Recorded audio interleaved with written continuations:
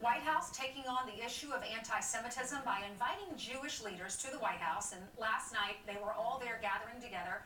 How did it go? Our next guest was actually there. That's right, Ainsley. Former Trump campaign advisor board member Jeff Balaban is the founder of Jexodus, a movement urging Jewish people not to vote Democrat. Joins us right now from our nation's capital with an inside look. Jeff, good morning to you. Good morning. Good morning. So why the meeting at the White House? Well, first of all, I just want to make a slight correction. Jexodus is not about urging Jews not to vote Democrat. It's actually urging the major political parties, and these days the Democrats seem to have a bigger problem, to distance themselves from rising anti-Semitism, because anti-Semitism is being mainstreamed, unfortunately, in our political process, and mostly by people like Elon, Omar, etc. And the Democrats can't seem to push it back. Yesterday's event wasn't really about that, but it was certainly the backdrop to the feelings of what's happening in this festival of Passover that's coming up on Friday night, which is the Festival of Freedom. And we say in the Haggadah, in the book that we've read for thousands of years, we say that in every generation they rise, meaning our enemies, the enemies of the Jews rise up against us to try and destroy us, and God saves us.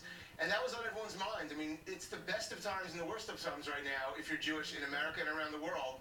It's the best of times thanks to Donald Trump. And it was a big celebration about how extraordinarily pro-Israel and pro-Jewish this president has been, and how he's really fighting. He's taken more leadership in the war on anti-Semitism around the world than any leader in history. Yeah, I mean, he withdrew from the Iran deal. He moved the embassy. He recognized Israel's sovereignty over the Golan Heights. Compare this president to past presidents and how he is helping Israel.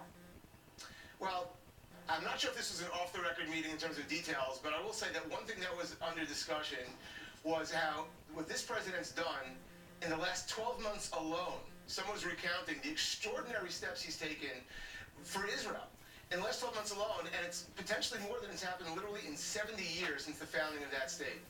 And there was discussion about that because there's no question that in America and around the world, people look to how the state of Israel is treated by the most powerful country in the world, by America, with the largest Jewish community outside Israel, to take their cues as to how to react to Israel. And this president has been extraordinary.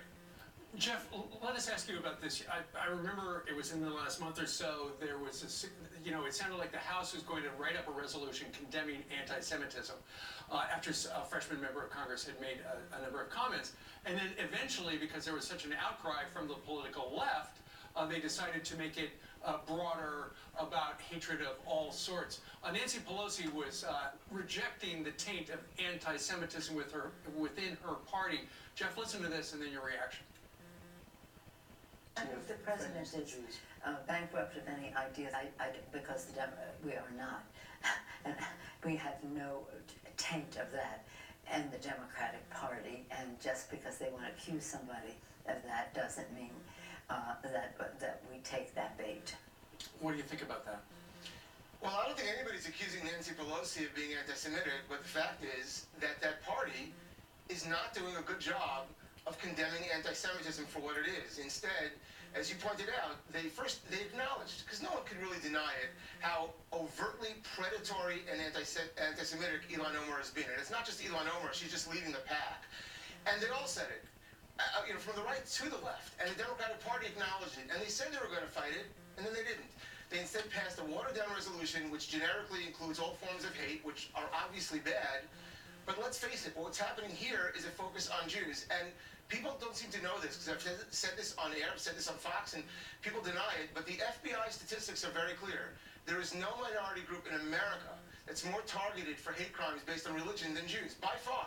We're less than 2% of the population, and yet we make up about 60% of the hate crimes are against Jews in this country, and it's on the rise. Gosh, how do we change that? Well, I think people need to be aware of this, and people need to stop excusing, including the Democrats, need to stop excusing anti-Semitism by saying, well, Elon Omar doesn't know what she's talking about, or she's not aware, and there are a lot of problems. This itself is a major problem that needs to be focused on directly. Thank God the president is. Jeff, thank you for talking about it and coming on with us this morning. Have a good one. Happy to be here. Thank you. Coming up, this day.